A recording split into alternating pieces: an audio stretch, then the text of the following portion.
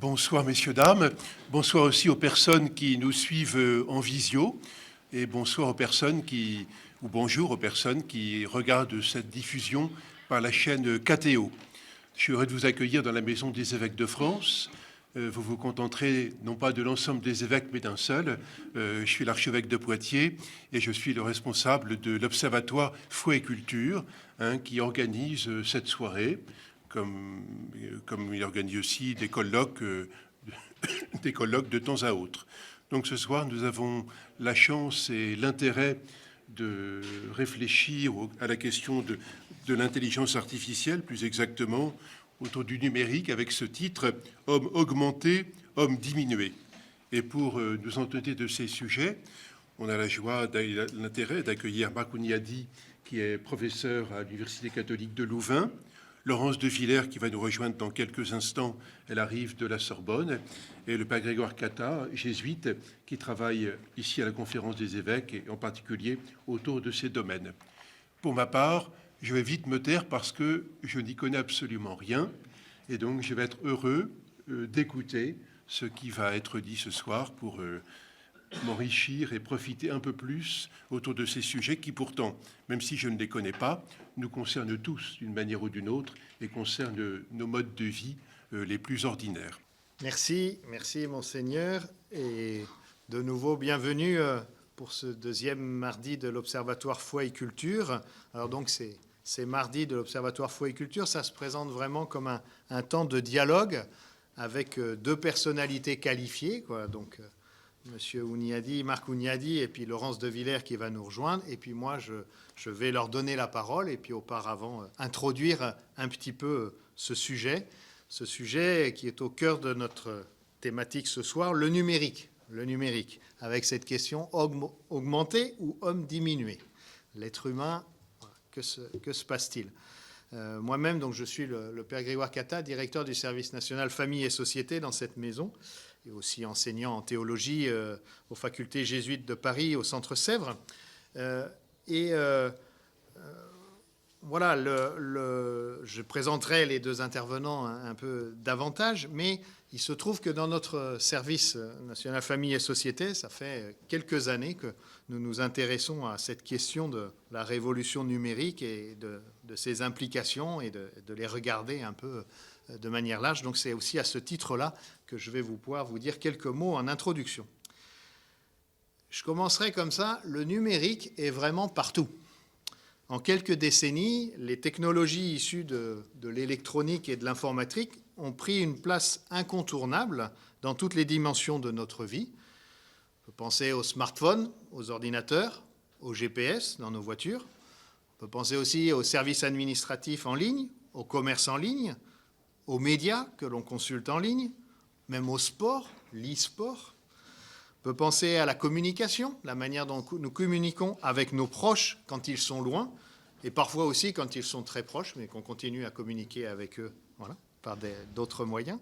Les communications de toutes sortes, la circulation de l'information, la circulation aussi des rumeurs, des mensonges, le domaine médical, l'éducation, le journalisme, le domaine militaire, l'économie et la finance, les loisirs, et même le spirituel, le religieux, des noms d'entreprises ou de marques comme Zoom, Teams, Google, Amazon, Apple, Microsoft, plus récemment ChatGPT.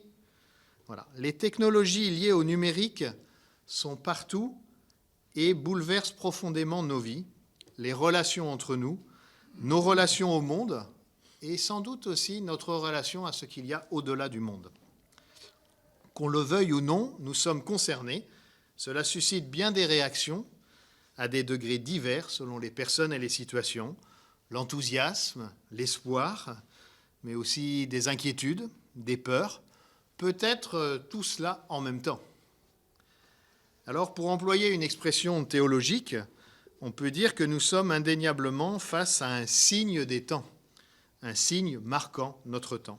Et comme croyants, quand on est face à un signe des temps, comme Église, nous ne pouvons pas ne pas nous y pencher pour discerner, pour interpréter, pour orienter nos actions à la lumière de l'Évangile, à la lumière de notre tradition de foi, et toujours en dialogue avec nos frères et sœurs en humanité.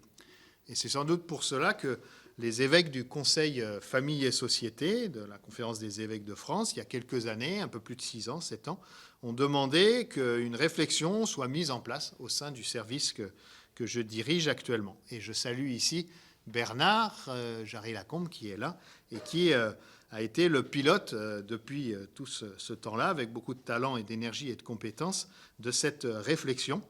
Il est avec Thierry Sergent qui travaille aussi avec lui. Et donc plusieurs groupes de travail se sont mis en place, un séminaire ouvert, de manière à pouvoir écouter, faire dialoguer des scientifiques, des juristes, des philosophes, des théologiens, des acteurs variés dans le champ du numérique. Et de ces échanges, il y a différentes choses qui sont nées, mais notamment, il y a maintenant 1 an et demi, ce livre pour un numérique au service du bien commun, chez Odile Jacob. C'est un petit peu la cristallisation de tout ce qui s'est échangé dans le séminaire principal sur la question du numérique.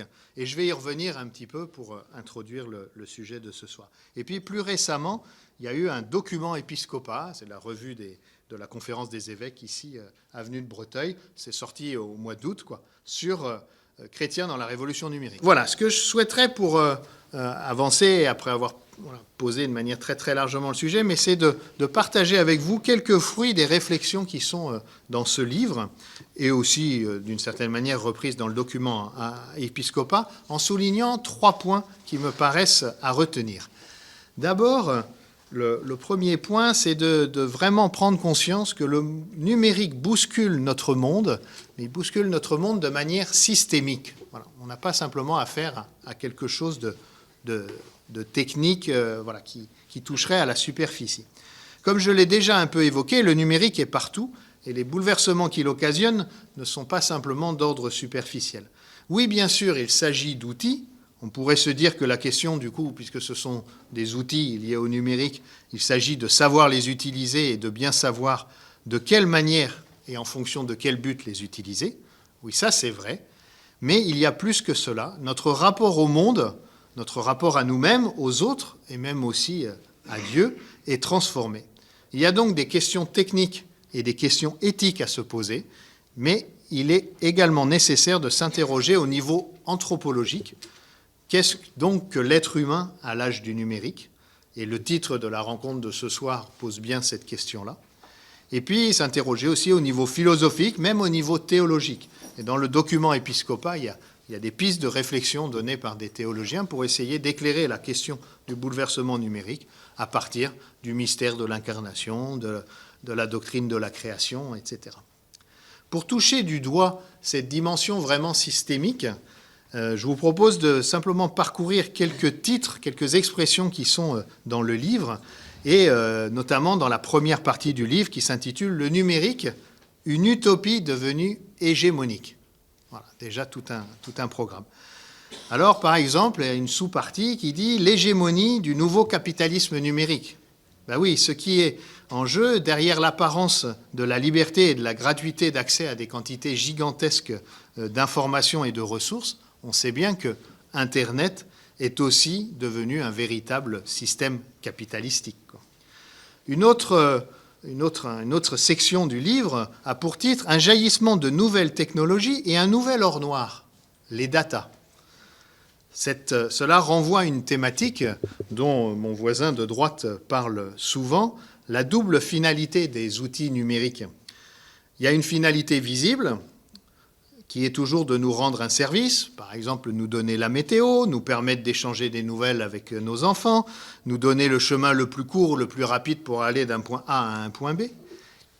Mais il y a toujours aussi une autre finalité derrière ces applications numériques ou ces outils numériques. Une finalité souvent invisibilisée, qui est de collecter des données, du data. Et connecter ces données, précisément, aujourd'hui, on comprend pourquoi, pour alimenter aussi ce qu'on appelle l'intelligence artificielle.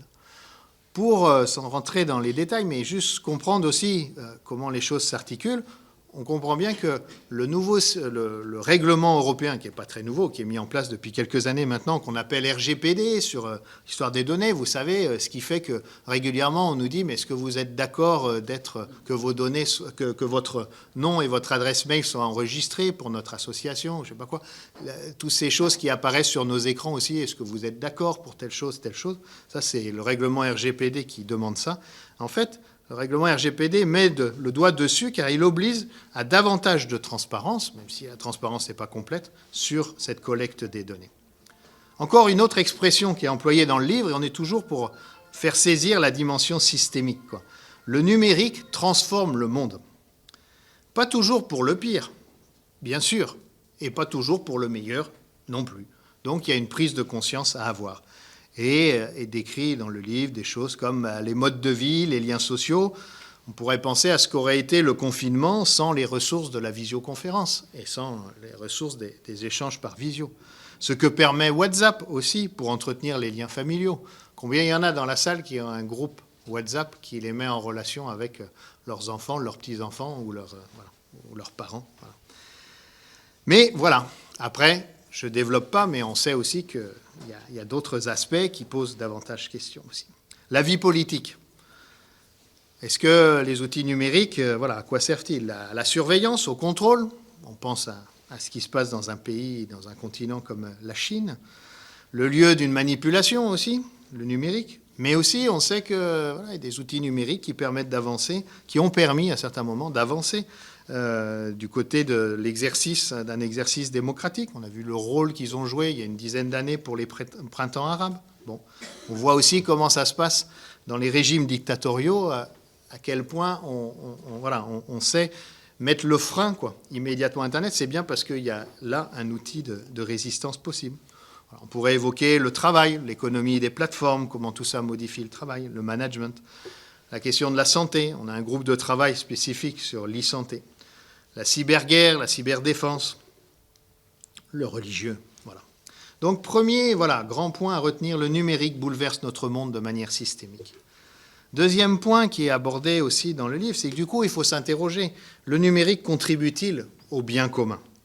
À ce bien dont on dit dans la tradition de pensée de l'Église, le bien du nous tous, qui nous oblige à aller toujours davantage à intégrer tout le monde dans quelque chose qui nous est donné et pas simplement faire une somme d'intérêts individuels. C'est la question centrale du livre, qui évidemment, à laquelle on ne peut pas apporter une réponse univoque et définitive à ce stade-là, et peut-être même, certainement même jamais. Mais il y a des questions et des choix à faire. Quelle société désirons-nous ?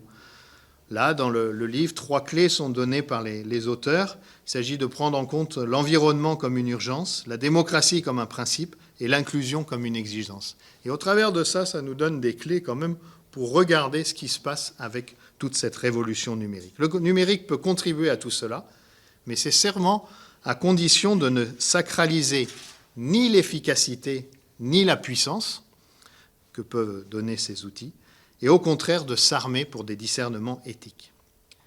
Et puis peut-être troisième point à retenir du livre, c'est ce qui est dit un peu en conclusion. La conclusion du livre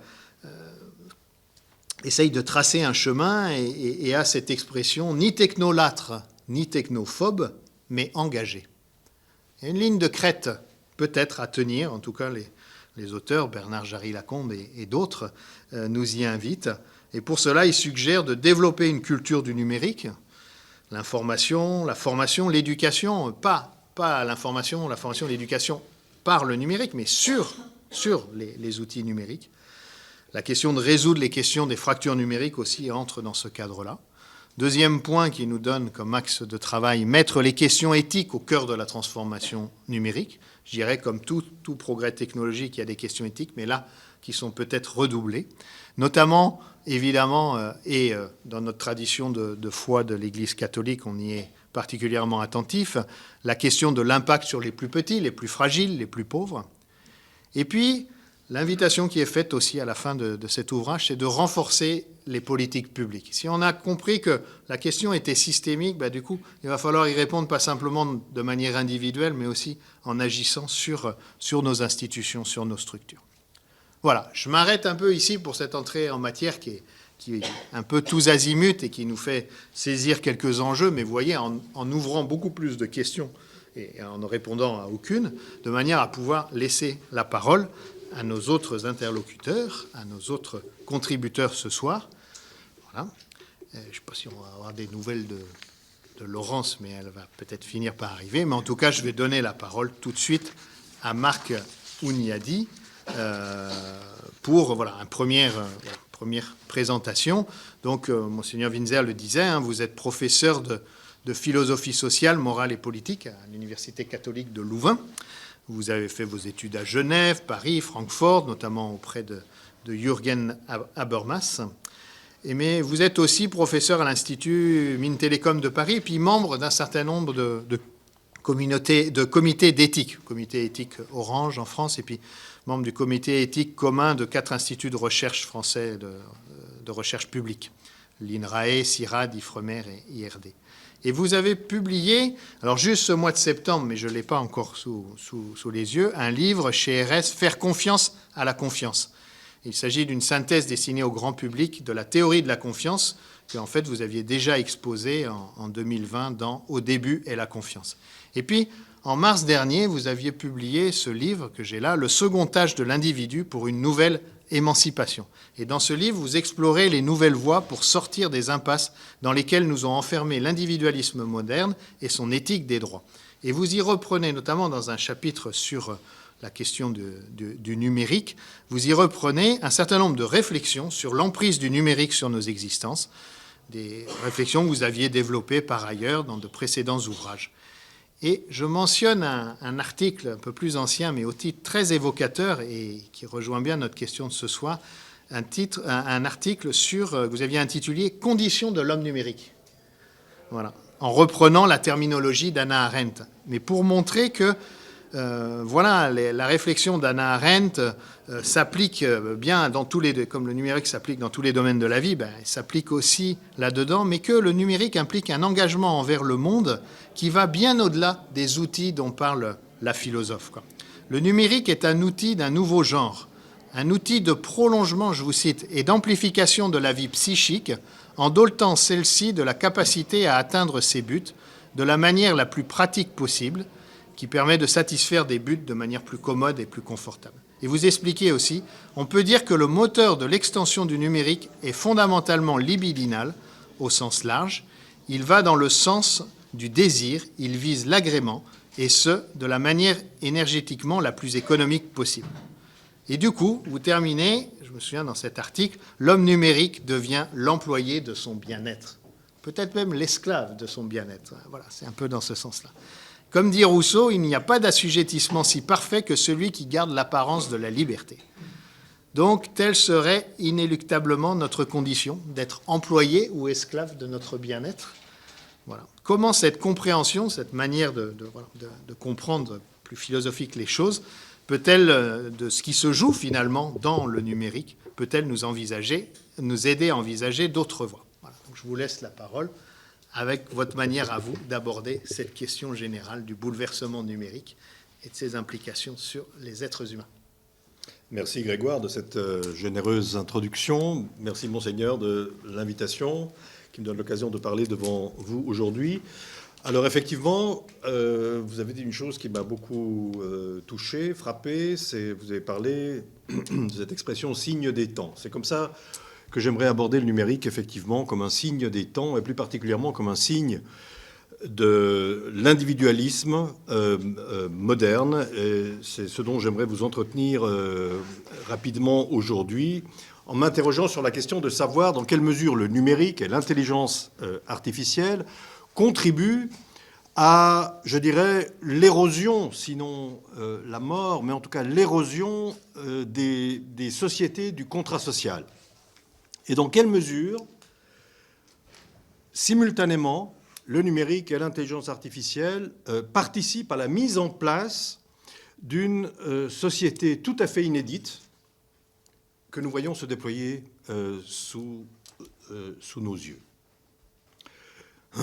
Je parle de l'érosion du contrat social. Le contrat social est une dimension absolument essentiel, au fond, de notre vie politique, je dirais même de notre symbolique politique. Quel homme ou femme politique ne veut pas refonder le contrat social, rénover le contrat social? Le contrat social est une doctrine, est une théorie, est une vision de la politique qui est née dans le sillage du nominalisme du XIVe siècle, c'est-à-dire que sans entrer ici dans des détails qui seraient fastidieux, les doctrines du contrat social répondent, au fond, à la vision individualiste du monde, qui est née au XIVe siècle, dans la Révolution nominaliste. Par nominaliste, ici, je me contenterai... Au fond, c'est un synonyme, si vous voulez, d'individualiste. Avec une caractéristique particulière de ce nominalisme du XIVe siècle, qui est né très précisément avec des philosophes comme Duns Scotus et Guillaume d'Occam. Un individualisme très particulier est né là, c'est celui qui a instauré le règne de la volonté individuelle.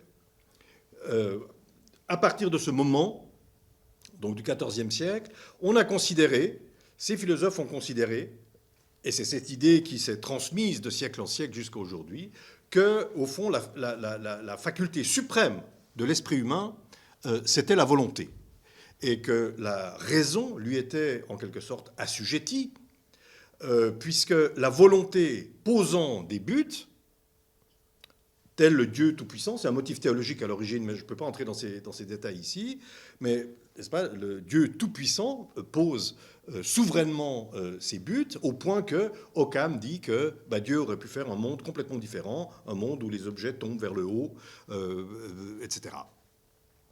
Donc c'est la pure contingence du monde issue de la volonté divine. Bon, cette volonté divine, qui est l'expression même de la toute-puissance divine, a été, comment dirais-je, transposée à l'esprit humain, et on a fait de la volonté posant ses buts, de la volonté souveraine, donc la faculté suprême.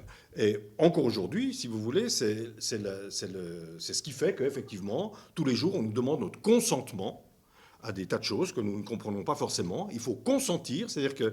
Parce que l'idée, c'est que si notre volonté consent à quelque chose, alors on est moralement quitte avec cette chose. Le fait que notre volonté acquiesce à quelque chose fait que cette chose devient légitime. Bon. Donc, au fond, l'individualisme moderne est un individualisme de la volonté souveraine, et la volonté est la faculté moderne par excellence, puisque c'est à travers la volonté que s'exprime l'individu qui pose librement ses buts, qui peut accomplir ses buts, faire ce qu'il veut.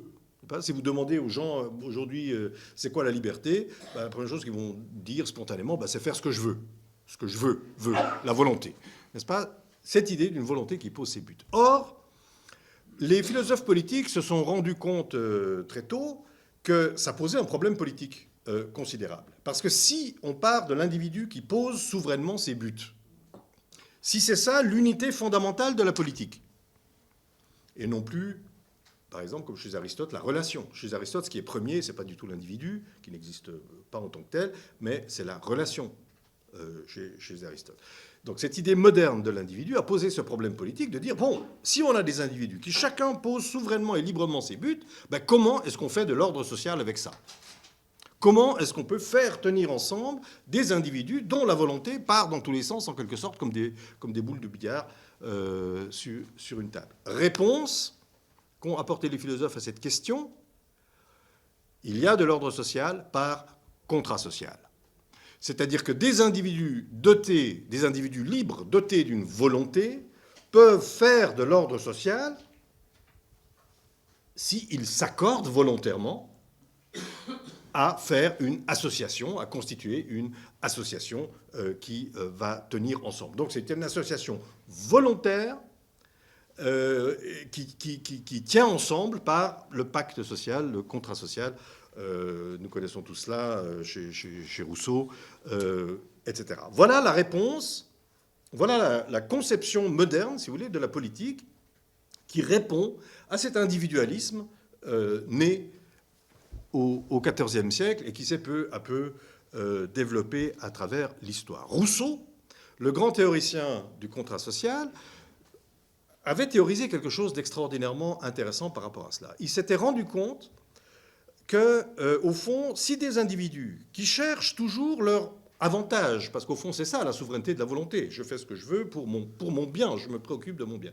Si des individus sont toujours préoccupés par leur propre avantage, que ces individus font un pacte, ben comment peut-on être sûr en fait que si leurs intérêts ne changent pas, ils ne vont pas rompre ce pacte? N'est-ce pas? Il y a dans la volonté individuelle, dans l'intérêt particulier, il y a quelque chose de très contingent qui fait qui fragilise à la base l'ordre social. C'est-à-dire qu'il faut s'assurer non seulement qu'ils font un pacte social, mais qu'ils restent ensemble.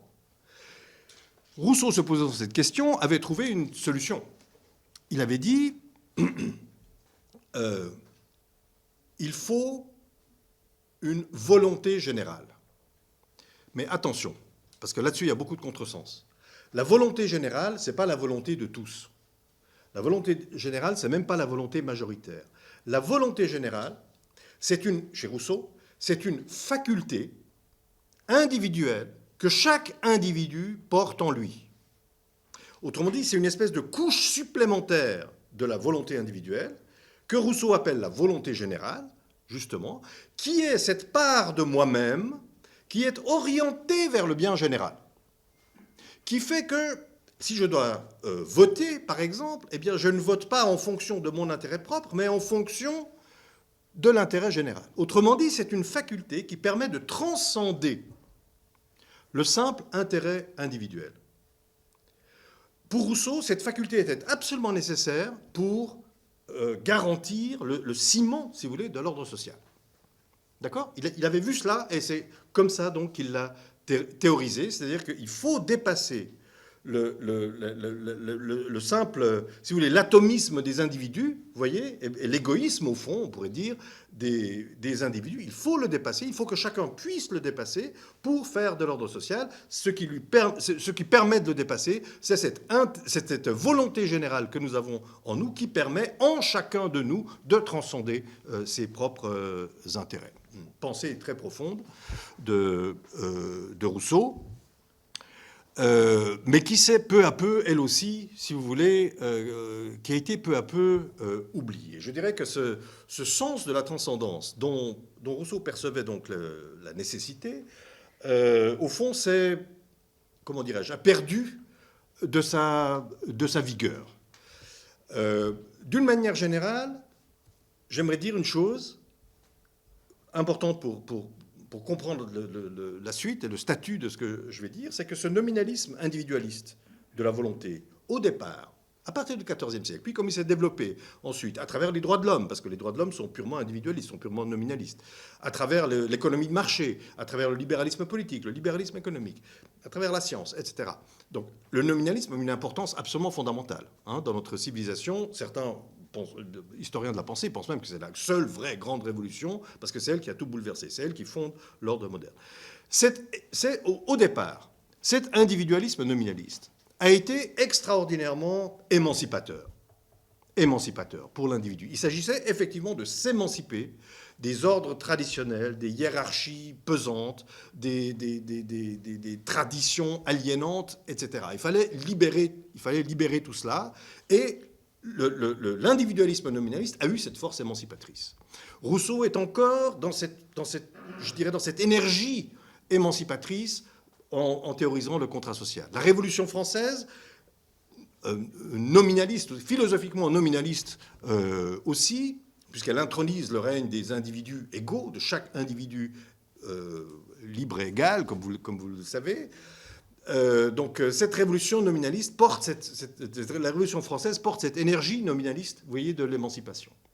Ce que je pense néanmoins, c'est que cette force, cette énergie émancipatrice dont témoignait encore Rousseau, s'est, au fil du temps, jusqu'à aujourd'hui, peu à peu émoussée. Je dirais qu'elle s'est émoussée sous l'effet de deux phénomènes majeurs. Premièrement, c'est que les droits individuels, qui sont, vous avez bien compris, une émanation nominaliste, les droits individuels, les droits de l'homme, les droits individuels ont été, au fil des siècles, tout cas au fil des générations, pourrait-on dire, constitutionnalisé. C'est-à-dire que tous les préambules de nos constitutions, les constitutions des États modernes, font référence aux droits de l'homme comme à une évidence et comme quelque chose que l'État, au fond, dont l'État doit être garant. Donc ça veut dire que, bon, il n'y a plus besoin de lutter, en fait. Hein. Il n'y a plus besoin de cette énergie individualiste, vous voyez, pour lutter pour ses droits, puisqu'en fait, ils sont garantis constitutionnellement. Ça a un peu, au fond, émoussé, je dirais, la vigueur de l'individu nominaliste qui cherche son émancipation. La deuxième chose, le deuxième phénomène qui a lui-même émoussé cette vigueur des origines, c'est le capitalisme. Le capitalisme du bien-être, le capitalisme industriel d'abord, puis enfin celui qu'on a connu au XXe siècle, etc., qui nous a inondé, qui a inondé en fait la société de biens très facilement accessibles finalement à tout le monde, et a au fond développé une espèce de culture du bien-être, au fond qui a fait que les gens se sont un peu repliés sur leur confort personnel. Tout ça a émoussé ce sens de la transcendance qui animait l'individualisme de départ. Une chose d'ailleurs que Tocqueville, par exemple, diagnostiquait déjà, hein, ce repli individualiste dans une démocratie du bien-être. Tocqueville, au XIXe siècle, déjà l'avait bien vu, bien anticipé, bien diagnostiqué aux États-Unis. Le numérique a extraordinairement, je dirais, renforcer et accélérer cette, je dirais, poussée libidinale de l'individu. Je reprends le mot. Par libidinal, je veux dire, effectivement, qui recherche sa satisfaction, son confort. Vous voyez, c'est plus une énergie poussée par un sens de la transcendance pour conquérir des droits, s'émanciper contre les ordres aliénants. C'est une espèce de repli libidinal sur soi. On cherche le confort, on cherche le bien-être. Les États ont garanti le bien-être avec les États sociaux que l'on connaît. Tout ça est, si vous voulez, est allé dans le sens d'une perte progressive du sens de la transcendance. C'est-à-dire que chacun, au fond, s'est replié sur soi. Et avec le numérique, on peut dire que chacun s'est replié en quelque sorte dans son cockpit, sur son cockpit numérique, ce dont nous avons eu une image très réelle pendant le confinement, où on était tous claquemurés dans nos appartements et derrière nos écrans, gérant nos existences à travers les écrans, etc. Donc, perte du sens de la transcendance, poussée de l'individu libidinal, replié sur lui-même. Je crois que le numérique, vous y avez fait allusion dans ce que vous disiez en introduction, que le numérique a comme technique des caractéristiques spécifiques qui confortent, et je dirais même amplifient, la libidinalité de l'esprit humain, je dirais, qui n'est pas la libidinalité de la chair, hein, de Saint Paul. Non, c'est une espèce de libidinalité de l'esprit humain qui, effectivement, l'esprit humain est ainsi fait que, si vous voulez, il va vers le plus commode, vers le plus pratique. Vous avez eu une citation tout à fait pertinente dans mes livres antérieurs, voilà, qui fait que, oui, on va au plus pratique. Et l'aspect le plus séduisant, si vous voulez, du numérique pour nous autres utilisateurs du numérique, c'est le fait que c'est tellement pratique. Tout est à disposition, très vite, c'est intuitif, on comprend. Voilà, quand on dit d'un dispositif qu'il est pratique, qu'il est intuitif, on veut bien dire ça. On veut dire que, en fait, c'est très facile, c'est commode. Il y a une espèce de principe de commodité qui gouverne tout ça, qui fait qu'on l'utilise très volontiers. Et le numérique est ainsi fait qu'il satisfait ce principe de commodité, qu'il satisfait cette libidinalité spontanée de l'esprit, et je dirais même qu'il s'adresse à nous, le système numérique en tant que tel, s'adresse à nous comme à des êtres libidinaux, pas comme à des êtres capables de jugement et de réflexion, etc. Non, le système numérique veut qu'on clique le plus vite possible, qu'on aille le plus vite possible, qu'on atteigne le plus vite possible nos buts, ce qui est le rêve de l'individu nominaliste. Rappelez-vous, l'individu nominaliste, sa spécificité, c'est de poser lui-même ses propres buts et de les exécuter. Le numérique réussit cette performance, au fond, de satisfaire, de caresser le sujet libidinal dans le sens du poil, en lui permettant d'exécuter ses buts le plus vite possible. Ça peut être des buts matériels, on peut s'acheter une paire de chaussures à 4 heures du matin, mais on peut aussi avoir des buts élevés, chercher des œuvres d'art, peu importe, des références scientifiques, philosophiques, ce que vous voulez. Mais tout ça est rendu possible par le numérique. Tout est rendu accessible. C'est une forme de... C'est ça, vous voyez, c'est une libidinalité au sens très large. Conséquence de cela, et j'approuve tout à fait ce que vous avez dit sur les conséquences, sur le niveau anthropologique auquel il faut situer cette discussion. Conséquence de cela, chacun a si vous voulez, être encouragé à devenir le fonctionnaire de son propre bien-être. C'est-à-dire qu'on est encouragé à rester dans notre bulle, à gérer notre bien-être avec un retournement tout à fait extraordinaire, qui fait que l'individu, l'utilisateur du numérique, l'individu, attend du système numérique, qu'il satisfasse les fonctions que lui, l'individu, assigne au système. Vous voyez, c'est un retournement extraordinaire. Dans une vision classique de ce qu'on appelle le fonctionnalisme. Dans une vision classique, c'est un système, par exemple une organisation, par exemple une entreprise, n'est-ce pas, qui, décide qui fait quoi. Division du travail, il y a des postes à remplir, tac, c'est le système qui vous assigne une place dans le système. D'accord ? Et c'est comme ça que, globalement, la société marchait, c'est-à-dire qu'on avait tous une place par rapport à une fonction qu'on pouvait occuper dans le système. Avec le numérique, il y a une espèce de retournement de ce fonctionnalisme. Retournement tout à fait spectaculaire, qui fait que c'est plus le système qui nous assigne une place, c'est pas le système numérique qui nous assigne une place, c'est nous, en tant qu'utilisateurs, qui attendons du système qu'il remplisse la fonction que nous attendons de lui.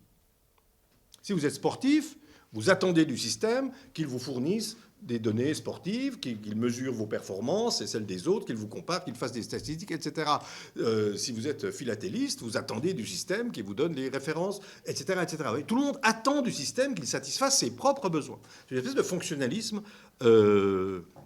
inversé. Ça, c'est quelque chose de tout à fait extraordinaire, en réalité, qui passe inaperçu. Vous voyez, c'est une évolution à bas bruit, mais radicale.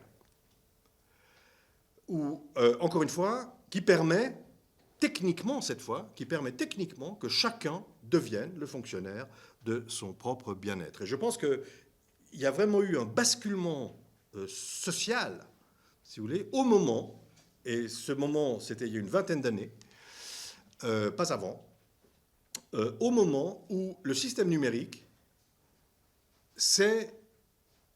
a réussi à se greffer sur nos comportements. Il s'est greffé sur nos comportements. À partir du moment, et ce moment n'était pas au départ d'Internet, c'est une évolution d'Internet qui date de 2001-2002. Et c'est Google qui l'a inventé. C'est ce qu'on appelle le capitalisme de surveillance, qui est basé sur le fait que le système numérique, si vous voulez, le système numérique, je ne peux pas l'appeler autrement, en fait, enregistre en permanence et en continu ce que vous faites sur Internet. Et pas seulement les données que vous y mettez consciemment, comme quand vous mettez votre nom ou un mot de passe que vous mettez, ça vous le mettez consciemment, ça vous savez que vous le mettez. Le système enregistre vos comportements inconscients, non conscients. N'est-ce pas ? C'est-à-dire le temps que vous passez sur Internet. Si vous jouez sur Internet, même des jeux de cartes en ligne, eh bien, le système enregistre si vous êtes un joueur nerveux, habile, patient, impatient, etc. Tout ça, ce sont des données très importantes, des données comportementales qui permettent au système via les algorithmes et via le traitement de ces données, c'est les big data, c'est ça qu'on appelle les big data, qui permet au système d'avoir des informations tout à fait inouïes sur chacun d'entre nous, sur chaque utilisateur. Et donc, c'est ça qui les intéresse, c'est de créer le profil de l'utilisateur, d'accord, avec toutes ces données comportementales. À partir du moment où le système numérique a été capable de faire ça, et à partir du moment où, en fait, il s'est nourri de ça, parce que en fait, c'est comme ça que ça marche. Actuellement, c'est comme ça que ça marche. Eh bien, vous voyez, le système s'est greffé sur nous. Le système s'est greffé sur nous. Parce que si les applications que nous utilisons tous marchent si bien, c'est parce qu'elles pompent en permanence ces données. Donc, c'est cette double finalité, vous avez fait allusion. C'est-à-dire, vous voyez, ce qui se passe, c'est que quand vous avez une application, vous avez une finalité. L'utilisateur a une finalité. Vous voulez faire quelque chose avec cette application. Vous voulez, par exemple, aller de A à B grâce au GPS. Vous voulez trouver les lignes de métro qui vous mènent d'un endroit à l'autre à Paris. C'est ça que vous voulez faire. C'est votre finalité. C'est la finalité de l'utilisateur. Mais le dispositif numérique est en même temps traversé, et je dirais indissociablement traversé, structurellement, c'est une structure d'outils, par une autre finalité, qui n'est pas la vôtre, qui est celle du système. Système qui vous instrumentalise à son tour, n'est-ce pas? Qui pompe vos données pour en faire autre chose, que vous ignorez. C'est la finalité du système. Et c'est comme ça que marche le système. Et j'insiste pour dire que cette double finalité est indissociable. D'accord? Donc, en fait, c'est comme ça que ça marche. C'est des outils tout à fait... Voilà. En cela aussi, ces outils marquent une rupture, si vous voulez, dans l'histoire de la technique, donc dans l'histoire de l'humanité, en ce que, pour la première fois dans l'histoire de la technique, on fabrique des outils qui ne sont pas faits pour l'usage qu'on en fait. Ils ne sont pas faits pour l'usage qu'on en fait. Bon. C'est cette structure en double finalité qui permet au système de se greffer sur nous. D'accord? Et du coup, nous sommes pris dans cette espèce d'immense toile d'araignée. Et c'est ça qui crée une société absolument inédite sous nos yeux. Cette société inédite, elle se caractérise par le fait que nous avons affaire désormais, c'est la tendance qui se dessine, nous avons affaire désormais à une communauté d'individus, vous et moi, les utilisateurs, strictement individualisés, des individus nominalistes, dotés de leur volonté, qui veulent exécuter leur volonté, qui utilisent le système pour exécuter leur volonté, etc. Donc, une communauté d'individus nominalistes, intégrés, donc ça veut dire reliés, cimentés, si vous voulez, non pas par le contrat social, non pas par le sens de la transcendance cher à Rousseau, mais par la technique. Une communauté d'individus nominalistes intégrés par la technique. Voilà la nouvelle forme de société, la société tout à fait inédite qui se profile sous nos yeux. L'intelligence artificielle participe absolument de cette espèce d'immense roue de hamster ou de cette immense toile d'araignée, appelez-la comme vous voulez, où nous sommes inévitablement les rouages d'une immense machine sociale qui dessine au fond l'horizon d'une société automatique, puisque en fait c'est la technique qui pilote cette société, qui utilise en fait la liberté nominaliste des individus à son propre profit pour alimenter le système. Je vous en donne un exemple concret. C'est ce type de société, cette société absolument inédite. Donc, c'est bien ce que je voulais vous montrer, c'est que d'un côté, les sociétés du contrat social s'érodent et se met en place sous nos yeux une société tout à fait inédite. Cette société inédite, c'est cette société d'individus nominalistes, individualisés, souverains dans leur volonté, intégrés par la technique. Et je pense que cette société-là, elle est par exemple préfigurée par nos modes de consommation, par les nouveaux modes de consommation culturels. Les plateformes, par exemple, de musique, Spotify, Netflix pour les films, etc. Parce que là, on a affaire à une communauté d'individus, la communauté des abonnés à Netflix, la communauté des abonnés à Spotify, qui sont des individus tous différents, qui ont des goûts extrêmement personnalisés, si vous voulez, que Netflix ou Spotify scrutent en permanence, et auxquels la plateforme est capable de présenter le contenu le plus séduisant pour lui, avec des contenus tout à fait personnalisés. C'est toujours le plus séduisant pour vous qui vous est présenté. Tous ces individus auxquels s'adresse par exemple Netflix perpétuent, en étant sur Netflix, si vous voulez, en ayant cet abonnement sur Netflix, en regardant les films, en consommant ces films, tous ces individus perpétuent leur acte de consommation. Et nourrissent par conséquent le capitalisme de surveillance, nourrissent ce que j'expliquais tout à l'heure, la finalité du système, qui est celle de vous connaître, pas vous personnellement, mais de connaître votre profil. Et par conséquent, à chaque fois qu'on regarde un film sur Netflix, on favorise l'extension du système technique. Donc, vous voyez, tous les individus perpétuent le même acte de consommation, encouragent l'extension et alimentent en fait l'extension du système numérique, alors même qu'ils ont tous des goûts très différents. Et une personnalisation de la consommation, mais en fait, en même temps, une universalisation de cette même consommation permise par ces plateformes techniques. Voilà un exemple, vous voyez, voilà ce qui préfigure, c'est en quelque sorte une métaphore, mais une métaphore réelle, d'une société d'individus nominalistes intégrés par la technique,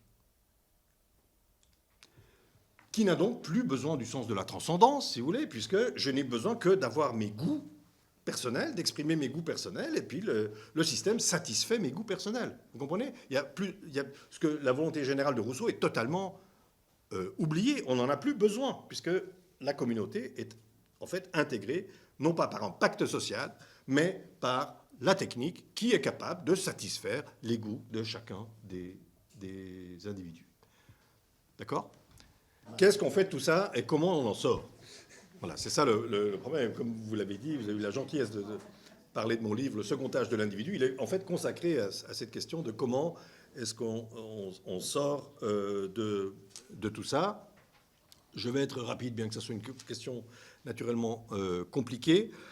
Je pense qu'il y a, si vous voulez, il y a trois choses qu'il faut distinguer. D'abord, un niveau, je dirais, individuel, qui est celui de l'éducation. Je pense que l'éducation est quelque chose d'absolument fondamental. Mais par éducation, je n'entends pas simplement l'éducation scolaire, c'est pas ce que je veux dire. Je veux parler de la Bildung allemande, c'est-à-dire de tout ce qui forme l'esprit. Et notamment, une chose essentielle dans la formation de l'esprit, c'est de savoir comment on s'adresse à cet esprit. Vous voyez, comme j'ai essayé de vous le montrer trop rapidement, le numérique s'adresse à nous comme à des êtres libidinaux. C'est ça qui le fait fonctionner, n'est-ce pas ? Notre désir est traité de manière naturaliste par le système. C'est-à-dire qu'un désir s'exprime et paf, le système veut le satisfaire. D'accord ? Il n'est jamais question d'éduquer le désir, de différer le désir, de sublimer le désir, de transformer. Pas du tout.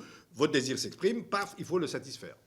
D'accord ? Donc le système traite nos désirs sur un mode naturaliste. Et donc, tout ce système que j'ai décrit, cette intégration par la technique, cette intégration des individus nominalistes par la technique, traite le désir comme un pur fait, simplement qu'il faut satisfaire. Il n'y a aucune transcendance là-dedans.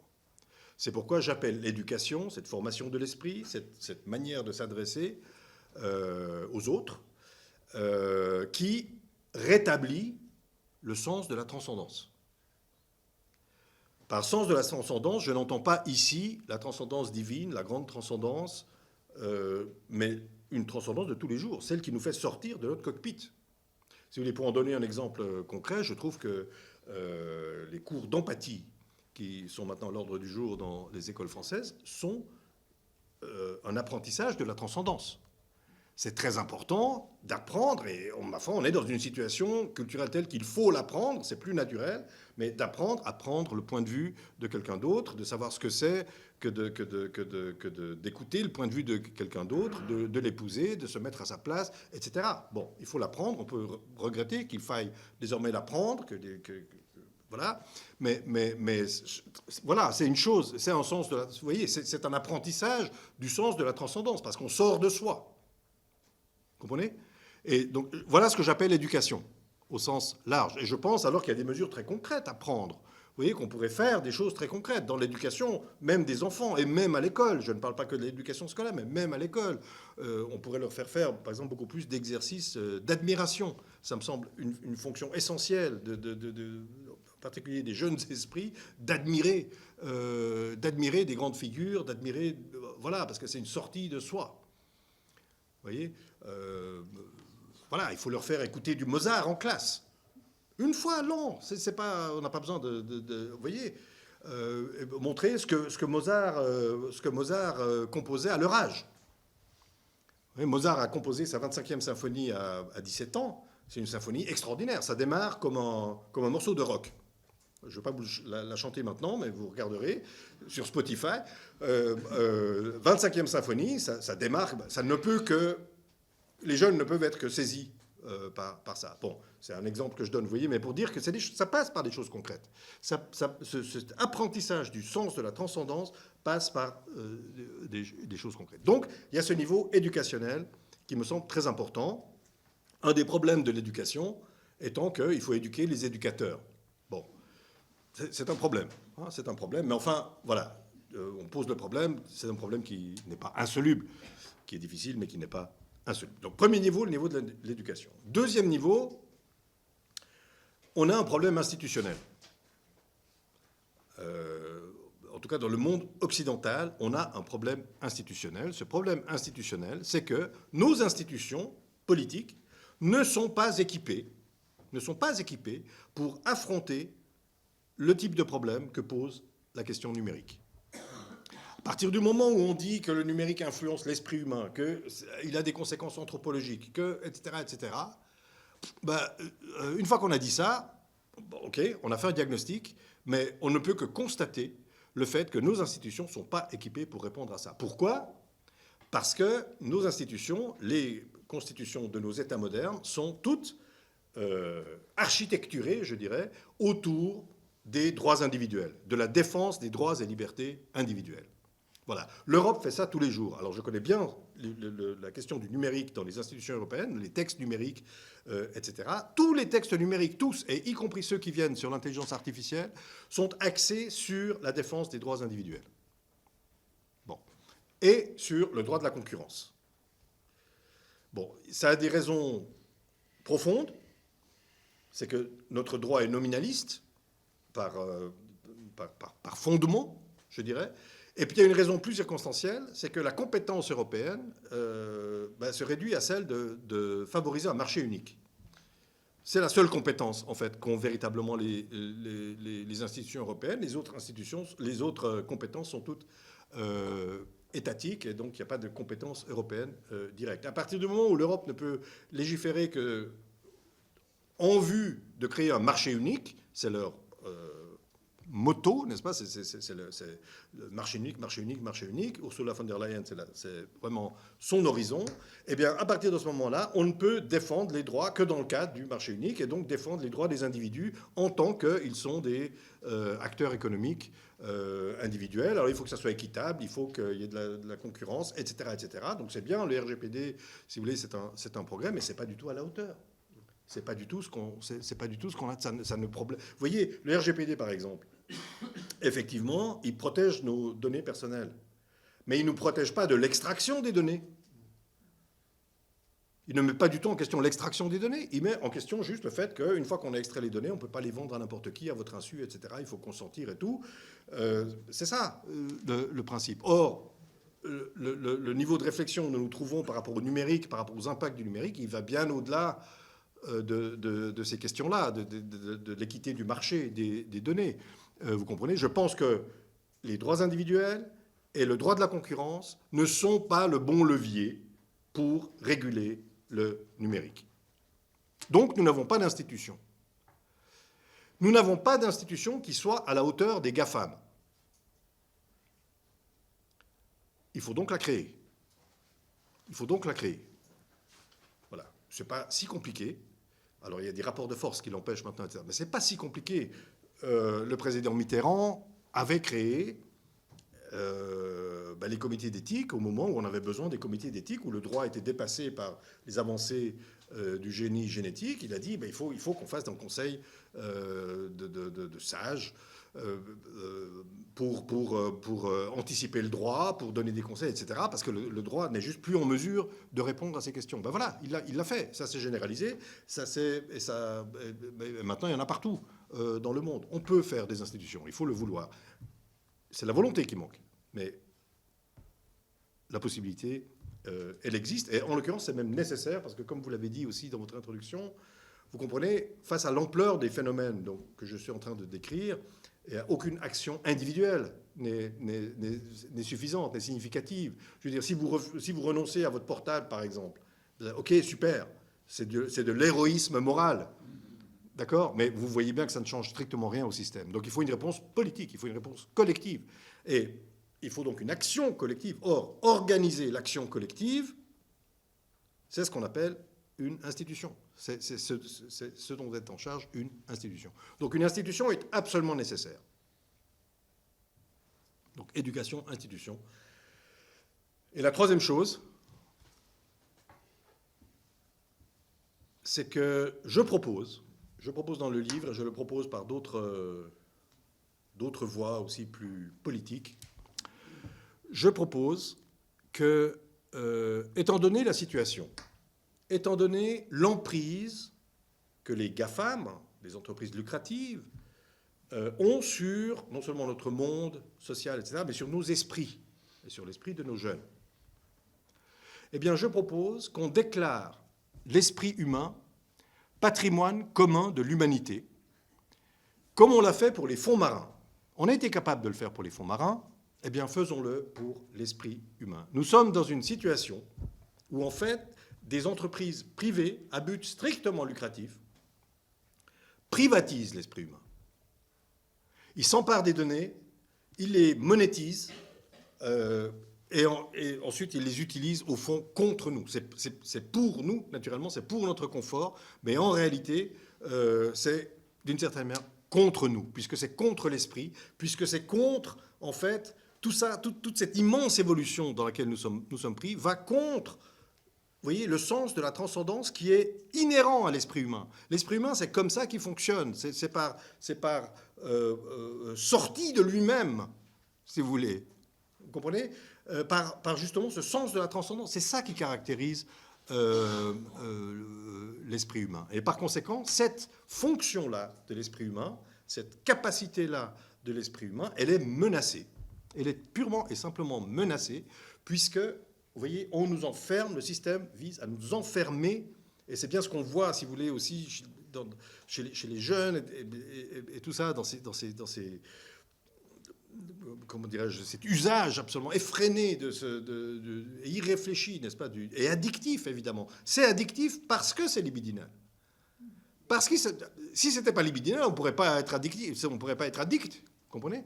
Donc, tout ça nous enferme l'esprit, l'empêche de respirer. Il faut que l'esprit humain respire, il faut qu'on lui permette ça, il faut par conséquent protéger l'esprit humain et donc le déclarer patrimoine commun de l'humanité, ce qui veut dire qu'on ne peut pas faire ce qu'on veut. Vous voyez, je vous donne encore un exemple, puisque Madame de Villers n'est pas là, j'en profite. ChatGPT, ça nous ramène très directement à l'actualité. Vous voyez, ce qui est scandaleux dans ChatGPT, ce n'est pas du tout la technologie ou quoi que ce soit, elle est au contraire extraordinaire, elle est stupéfiante. Effectivement, cette technologie, en plus, elle s'améliore vraiment très très vite. J'ai moi-même eu l'occasion de vérifier les différences des réponses m'a donné il y a 6 mois et puis aujourd'hui. C'est stupéfiant. Donc on peut être admiratif aussi d'une certaine manière. Ce n'est pas de l'intelligence. Hein.